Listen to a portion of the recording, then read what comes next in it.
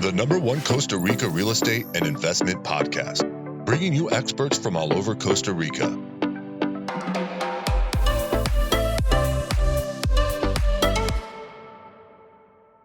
Good morning, guys, and welcome to episode 168 of Costa Rica Real Estate and Investments with me, your host, Richard Beckson. Today, we're going to be talking with Marco Thomas. I've known Marco for quite some years. We've also done some work together, but he's a hospitality consultant and owner of Encounter Hospitality. It's a company that manages, services, and consults to boutique hotels and also vacation rentals. So today, we're going to be talking to Marco about his advice and also his experience when investing into Costa Rica and kind of managing these types of properties. Remember, guys, if you're looking to do anything here in Costa Rica, feel free to reach out to us, info@investingcostarica.com. That's info@investingcostarica.com. I'm sure you guys are probably tired of hearing this, but if you're looking to do anything in Costa Rica, whether it's, buying a hotel, building a vacation rental, villas, doing anything commercial, just need some help with due diligence, referrals. There's not much that we don't do here in Costa Rica. So you can email us info@investingcostarica.com. We have everything from engineers in the office to project managers to more commercial directors, a wide variety of experiences here, relocation. Again, there's not much that we don't know. And we also have a huge Rolodex as well. So you can email us info@investingcostarica.com. But let's get straight into the podcast. Good morning, Marco. How are you doing? Hey, good morning. Good to see you.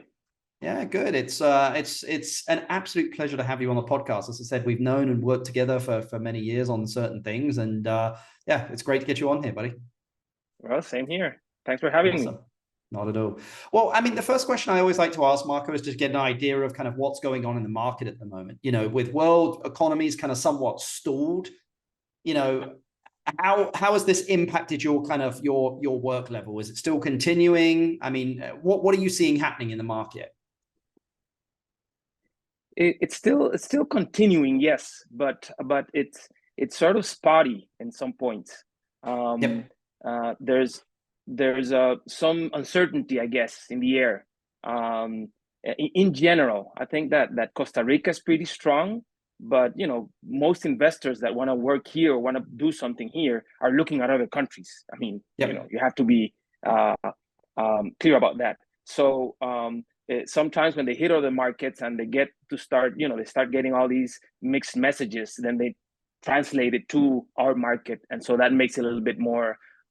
It constrains a little bit, what they're willing to do. But in general, the market in our country, in Costa Rica, is pretty strong. I mean, we see developments coming up all the time. We see people interested.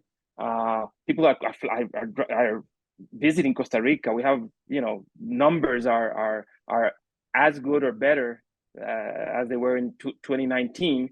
So in general, for our country, it's looking good. Actually, the challenges we have are the ones that you usually encounter on hot markets. Yeah. High land prices, high airfare, higher taxes, higher. So those are just those things that happen when you're doing good. Yeah, no, I mean, I agree. Costa Rica is very hot. The last podcast we had Frank Bush, who actually owns an escrow company, and he was just talking about like just generally in Latin America, Costa Rica is just seen as stable. It's a safe investment. Like, I think that if you want to take risk, there are other Latin American countries out there, as we know. Personally, I mean, I'm biased, of course, I'm sure you are. Costa Rica is just a solid, place to put money. Yeah, I agree totally. I mean, it's been solid for years, and it's been increasing. I mean, the recovery that we had after COVID, I think it's nothing short of impressive, really. I mean, yeah. We really hit very good numbers in 2022. And that's not, it's easy, it's easy to say it. It's not so easily done. Yeah, definitely. I mean, when someone's looking to invest in Costa Rica or do a project in Costa Rica, what other countries do you typically find come up on the radar that they're comparing Costa Rica to? Nowadays, I mean, there's places like Panama, of course. I think that would be first one on the list, I think. Belize seems to come up. Especially in the last, before COVID, but especially in the last year and a half, I've seen Belize coming up a little bit. And then the Caribbean. The Caribbean is, I think, Dominican Republic, for sure. And some of the other non-traditional markets for us, like the smaller islands in the Caribbean, Bermuda and those places. So these are the type of people that are looking for the type of investments we are finding that people are looking are those. I mean, we are a world destination, and so we're being compared we're with destinations that, you know, historically have been worldly. Yeah. And so I think that the Caribbean, Panama, certainly, Belize, I mean, sometimes, you know, people are investing a lot now in the new sort of resurgence of Colombia, but I think that they still have a ways to go. But yeah, that's what I'm feeling. I mean, where do you think most people go wrong when looking to like create a vacation rental, like invest in a vacation rental or invest in a hotel in Costa Rica? I think they sometimes people need to be clear on what they want to do. Do you want your home or in the mountains in a tropical destination or an exotic destination, or do you want this as a business? You know, sometimes they over design, they over decorate, they over personalize the property to their specific needs, and then they're surprised when it doesn't sell well. Well, you know, it's just a matter of understanding that part. I think that's the biggest challenge. And when you're dealing with people that you know, they're these are successful business owners, or, you know, so they've done it, they've been there. So they know everything, and so it's difficult to sway them, to make them understand that, you know, not every market is the same, not every destination is the same, and so forth. So I think that in itself, it's the biggest market. And then sometimes they fall in love with a specific property that you know, when you've been doing this for over 30 years, you know that there are certain destinations where, you know, you're not going to get that return that you're hoping for, or that you think you're going to get just because you have a very nice house. Yeah. So that's really the challenge. I mean, it's not only location, as we are all accustomed to hearing, but it has to do a lot more with market, with the type of build, the concept that you want to put out there for potential guests and clients. Yeah, I mean, I think having humility when you come to Costa Rica and understand that this is a market that you don't understand. Like, it's like investing in the stock market. If you don't know what you're doing, I mean, you could lose you'll lose your ass very, very quickly. I mean, that's what, you know, they had stockbrokers for. If you don't want that, you put it into a fund. But like buying an individual property in Costa Rica is like buying an individual stock. Like, you better really know what it is that you want, or have a great stockbroker, meaning great consulting here in Costa Rica. And I think sometimes people come down here with not the humility that they need to, have been like, look, I've had success in my home country and this vacation rentals work there and those rules apply here. And as I always say, like, look, the game is different. The board may look the same. The colors of the pieces might look the same, but they're playing chess and we're playing checkers. That as soon as you start watching the game, it's different, and it takes a long time to understand how it's played. Exactly. That correlation that you make with the stock market. I mean, how many people in their right minds would go trading in the stock market without a trader, without somebody that has been there? In a foreign country where you don't speak the language. Exactly. Yeah. You know, that you don't speak the language, you don't know the culture, you don't know how the strings are move or attached to each other. So yeah, you need somebody that knows what they're doing, so that they can properly assess you on your investment. I mean, it's not little money. It's quite an endeavor. Yeah, I mean, I think the saying is, don't be penny wise and pound foolish, you know. So exactly. But I think that, like, look, if you do want to do it on your own, feel free to, but like, spend a lot of time in that one area, speak to a lot of people, get a look at data. Like, you know, we've got a client who's looking to do a project up in Aranao, and you know, he's from Europe, but he lived in like Uvita or Hachao area for like over a year, spent tons of time up in La Fortuna, and was really looking at those two destinations. Decided on La Fortuna, but only after exhausting everything, speaking to the local people, like, you know, was just really like he lived here basically for years. Mm-hmm, You know, and then was able to make an informed decision rather than just coming down and putting a pin in a map. Yes, exactly. That's very important. Just getting to know the local culture, the local picture, the local people. I mean, it's just that knowing the business culture here is one of the most important things. I mean, it's not the same here as it is in other countries, certainly north from here, and certainly in Europe. It's just different. We are wired a little bit different. We're more into the personal relationship things. You know, you need to know people to get things done, and so that sometimes is difficult to get across with people coming from abroad. Well, and people don't know how to say no here either. That's the other thing.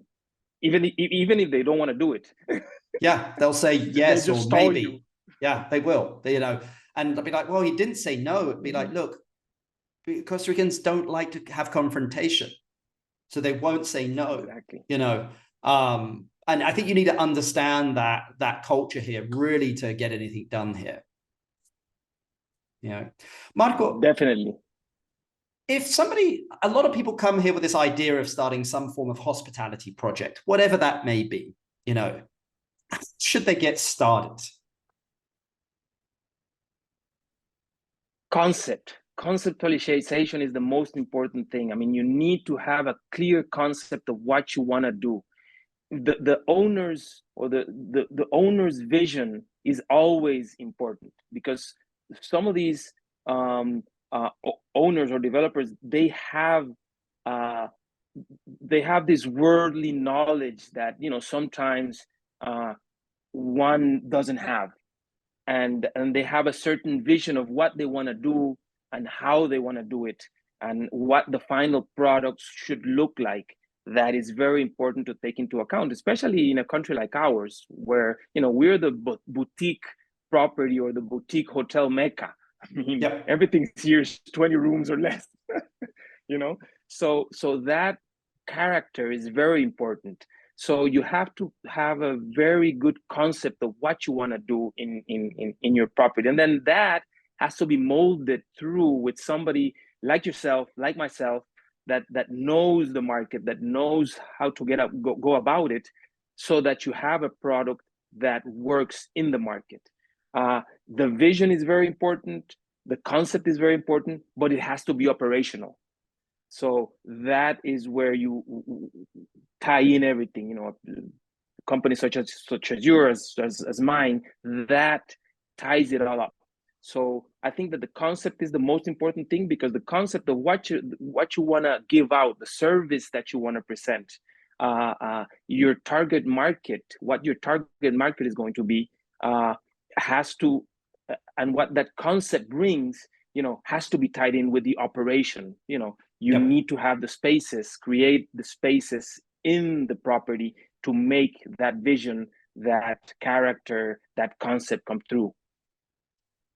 Yeah, I mean, I agree. I mean, I completely agree. I think having a general north and a really clear concept is very important. You know, and also look, I think if you're chasing money, like, there are probably better countries that you can make money in. But like, if you're looking for like a lifestyle style investment where you get to enjoy it as well and bring joy to people's lives and feel fulfillment, you know, and be somewhat present, I think Costa Rica is an amazing country to do that. And I think that concept needs to fit with Costa Rica. And I think what you said there of like somebody having that, you know, that has that worldly view and has traveled and has seen something, some concept that could fit here in Costa Rica that maybe is not here, you know, like if you think it's going to work, like it may work.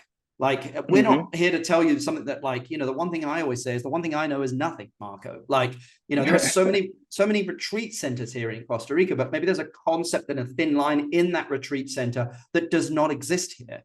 You know, and how are you going to guerrilla market down to make sure that no one can really attack you? Like, how are you just going to own that sector of the, you know, of the industry?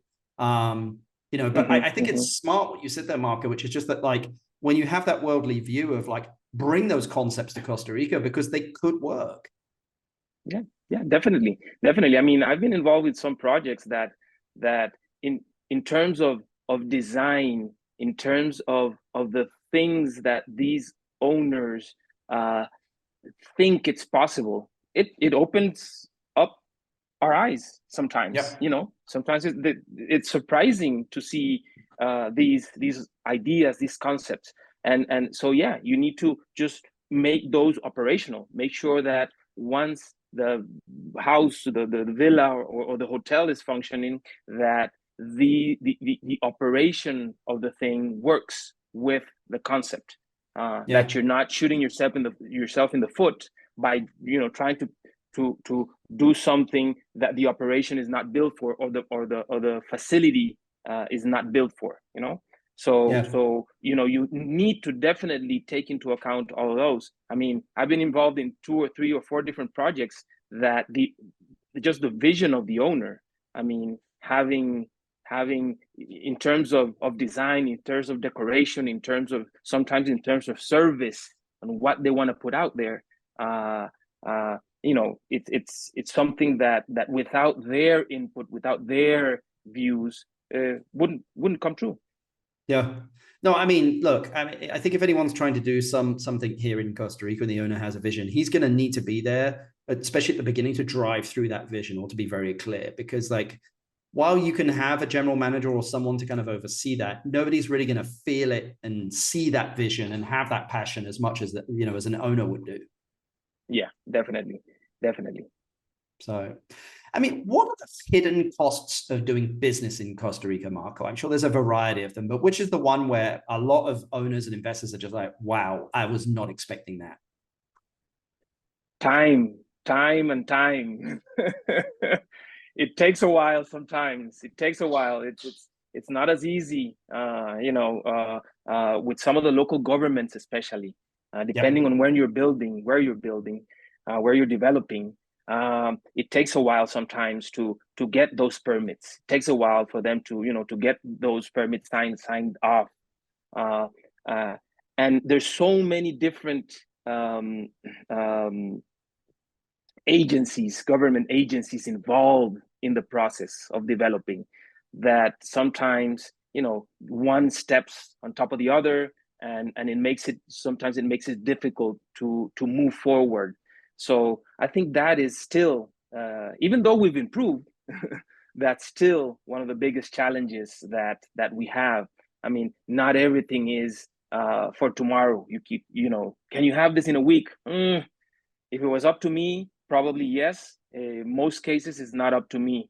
You have to go through the process. I mean, sometimes, just getting a building permit takes a year. And God forbid you have a well in your property, or you're within the legal 50-meter tide line in the coast. So, or you're building and you're excavating and you find some sort of pottery. So that is the most sensitive thing. And then people have to be aware of that before starting the project. I mean, it's like buying an old house and remodeling. You never know what you're gonna find behind once you turn down those walls. So I think that is still one of the biggest challenges that you find.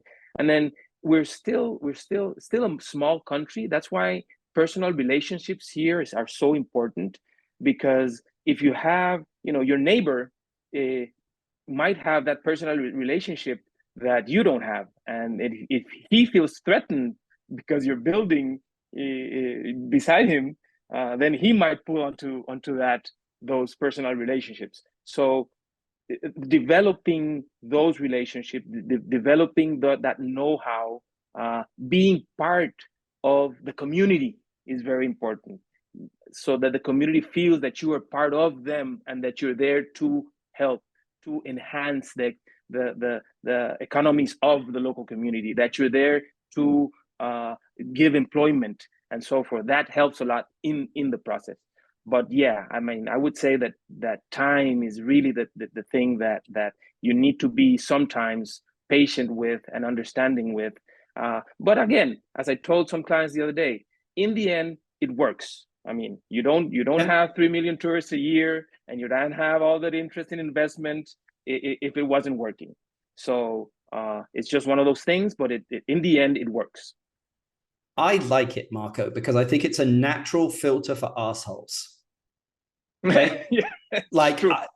Anyone that wants to just come and rape the land here and make quick money, this is the wrong country to do that, because it's not possible. It just takes so long that they're like, I'm going to go somewhere else. It's so much easier. Like people that want to do something, that feel their calling, that have vision in this country, and that are willing to take their licks, like it just seems to attract a certain type of person, which is usually a decent human being that loves community, that talks about being present, wellness, protection. Like it's just a certain type of person that is attracted and that can last here in Costa Rica. Yeah, totally. I agree. I mean, it's certainly a natural filter, certainly a natural filter. And then the people that really end up doing it, they stay here for a while. It's not like they'll try it for 5 years and leave. They're here for the long term. Yeah. Costa Rica might need a new slogan. In the 90s was no artificial ingredients. Then it's essential Costa Rica. And the new one should just be like no assholes. But no, I'm joking, man. That's the great thing about the podcast. We can kind of talk about anything, but I mean, you'll start to feel that like people don't talk about politics here. Like people are talking about having fun and spending time with family and like, again, being present. It's a different speed that we have here. Definitely. So what type of product do you think is missing currently in the hospitality sector in Costa Rica? I mean, you have a viewpoint of this whole country. You've been in it for 30 years. I mean, if someone was like, look, dude, I just want to do a project in Costa Rica. I'm passionate about Costa Rica. I just don't know what to do. Like, what would be your advice to them? What would be like, dude, we're missing this? We're missing an all family hotel or resort, somewhere that you can go with your kids from 2 or 3 years old until they're 11 or 12. And you have suites that the kids can have their own room, their own bed, that they can have, that you have babysitters, that you have the slides in the pool, that you have the game rooms, that you have the special menus, that you have all the activities that are suitable for kids. I mean, the biggest question that always leaves unanswered is, if I'm in Costa Rica and I want to do something with my 3 or 4-year-old, what can I do? You can't go rafting. You can't do the canopy tour. You can't do, you can do the hike, Yeah. You can't go on the snorkeling on the boat because you're not going to have a 3-year-old kid in the sun for 3 hours while the others snorkel. So what exactly it is that you can do with those, 2, 3, 4-year-old kids? And I think that a family resort is the thing that's missing. It's been missing for a while. Yes, there are hotels that have the swimming pool and they have the slide and they have the little game room and they have, yes, of course, we all know them. But something that's geared, focused on, on kids, like the Disney cruise, something that you go there and, you're good with your kids. And as you know, if the kids are happy, the parents are happy. So I think that's the one thing that we are missing. We are well covered in the wellness section, and we're well covered in the luxury, and we're well covered in many other aspects of travel. But a family-oriented, well-designed, well thought of, family-friendly property, I think would make it. I think would make it for. I mean, Costa Rica certainly would go there. Yep. And of course the all of these resort type vacations that we're getting now would certainly benefit from a property like that. I think maybe the closest thing we have to it is the Springs in Arenal, which Lee Banks did, which is kind of like has the slides, has the games room, has stuff for kids to do. It's kind of, but yeah, I agree that there is not a focus on that younger kid range. It's all, Costa Rica is a great destination for kids like, 10 and above, for the adventure. But like, where's the kind of light adventure for younger toddlers? I agree. Exactly. Yeah, that's what I think. And yeah, I think Lee Banks has done a very good job in it. Even the other project. I mean, the waterfalls. I mean, the Peace Lodges. Walking up and down the trails and the pools and so forth. Yes, I think that's one of them. But I think we need something that's really marketed and focused on that specific market. I think that would be a good thing to look at. How does a property in Costa Rica go about making sure it has strong marketing when there is so much competition here in the boutique space, Marco? I mean, there are some big players, but there's a lot of small hotels. So, I mean, how do you just make sure that you have strong marketing? Start early. Start early. You have to have your outlets in place as early as possible. I mean, before you start building even. I mean, if you have start dates, or if you already have your concept and you already have an idea of design, and you start with that. I mean, a year and a half in advance, 2 years in advance.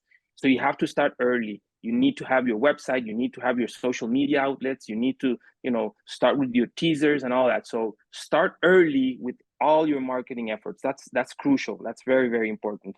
And then you need to have a clear understanding of the different channels that you have available to sell your property. Of course, the OTAs, you need your Expedias and your bookings and so forth to market your hotel. But you also need a very strong presence in social media and a very strong presence with your database. Start to build those databases so that you can reach out to these clients or potential clients that you need to make your business work. So that is one thing. And then the other thing is just data. I mean, you need your data. You need to process that data, and we need to find you need to find a way to look at forward facing data. And yes, the historical is important, but how can I make my forecasts as accurate as possible in terms of what business is coming and what our costs are going to be, but certainly know your different channels and work with those. And then you need to nowadays, I mean, you need to use technology as much as you can. Use technology as much as you can. I mean, it's impressive to see all these auto bots that respond automatically, and the AI thing that everybody talks about now, that we've had for 3 or 4 or 5 years maybe. Yeah. The past year is just sort of, the discussion has picked up a lot, but basically use all of those tools to as much as you can to your advantage. But yeah, you need to start early. You need to devote funds to these efforts, and then you need to know your market. What's the market you're going after, and then be consistent with that, with those efforts. Nothing comes from one day to the next. It's not like getting, it's not like buying the lottery and then you buy the ticket and then you reach the next day. It takes a while. You need to be consistent in the market so that it works. And then one of the most important things is market the destination as much as possible. I mean, we have destinations that are very well known, others that are not.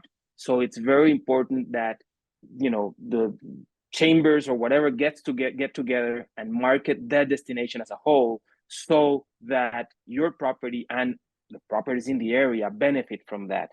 People need to know the area. Costa Rica is so diverse, so much diversity in terms of places to visit and tourist destinations, that each area has to work for its own identity and getting known, so that your property, in essence, as a result, gets noticed as well.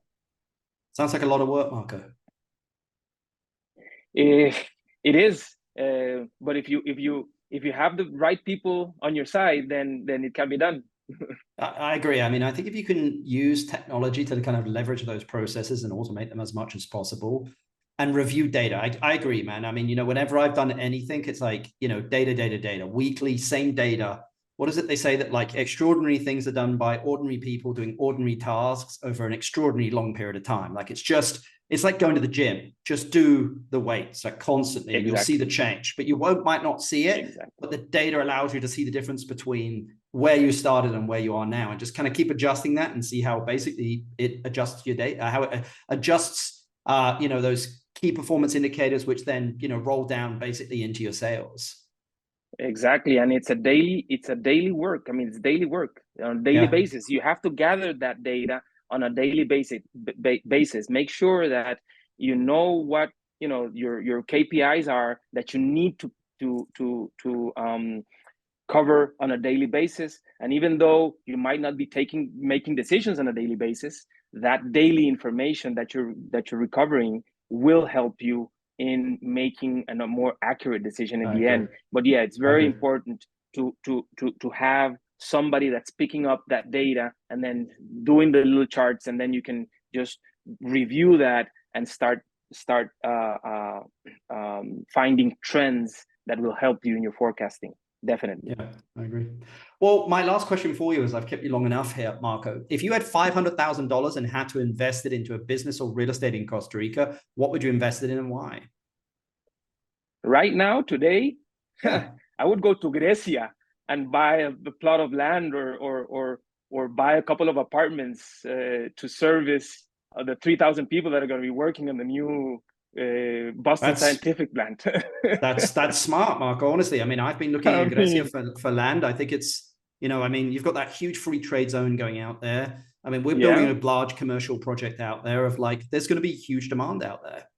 Oh yeah, for sure. And then the outskirts of Grecia, when you go to Cajon de Grecia and those areas, those are very nice. I've been out there a few times as well. Looking at the property and possibly vacation rentals, there's good potential. There's good potential. I agree. So I agree. $500,000. I like it. Not a boatload, but you can. It's enough to get started. It's enough to get started. You can get a couple of nice apartments. Awesome. Well, Marco, this has been great getting you here on the podcast. I really appreciate your time, kind of coming on this, sharing your information. I will put all of your contact details in the description down below for anyone that wants to reach out to Marco to talk about hospitality investment, vacation rental investment here in Costa Rica. But Marco, really appreciate your time, and we'll get you back on the podcast soon. Well, thank you. Nice to be here with you. Fantastic. Nice seeing you, as always. Yeah, you too. You too, buddy. Okay. Have a good one. Okay. Okay. Bye-bye. Ciao. Hey guys, I hope you enjoyed that podcast there with Marco Thomas. As you can see, Marco has been in the tourism hospitality industry for over 25 years. We've crossed paths many, many times and worked on some projects together. So I think if anyone's looking to do anything in the hospitality kind of vacation rental world and wants to look at returns, you can reach out to Marco or you can reach out to us or reach out to both of us. As I said, we're both in both those worlds and can both help you and kind of guide you on investing here in Costa Rica. But great information there from Marco. Again, he has a lot of experience, has a lot of visibility through Costa Rica, and has operated a variety of different hotels as well. So you can reach out to him. All of his contact details are in the description down below. If you've enjoyed this podcast, guys, please give us 5 stars, pass the pod. Remember to just reach out to us if you want to just say hello, how much you're enjoying the podcast, if there's something we can improve, anything you'd like us to cover. You can email us info@investingcostarica.com. That's info@investingcostarica.com. Remember, if you're looking to do anything here in Costa Rica that involves, I would say, real estate, it could be commercial, residential, vacation rentals, hospitalities, hotels, building, project management. We do a wide gambit of stuff here and have just a unique knowledge of the world of, basically coastal development and real estate throughout Costa Rica and how hospitality impacts that and pricing. As I said here is, hospitality came first and then came real estate. And all we do is we look at hospitality data because I managed over $1 billion of luxury vacation sales to this country and still have access to a lot of hospitality data. And also very friendly with a lot of the, I would say, larger resort owners and general managers here in Costa Rica. So you can contact us, info@investingcostarica.com. Until the next podcast, guys, appreciate you listening and have a great one. Bye. The #1 Costa Rica real estate and investment podcast, bringing you experts from all over Costa Rica.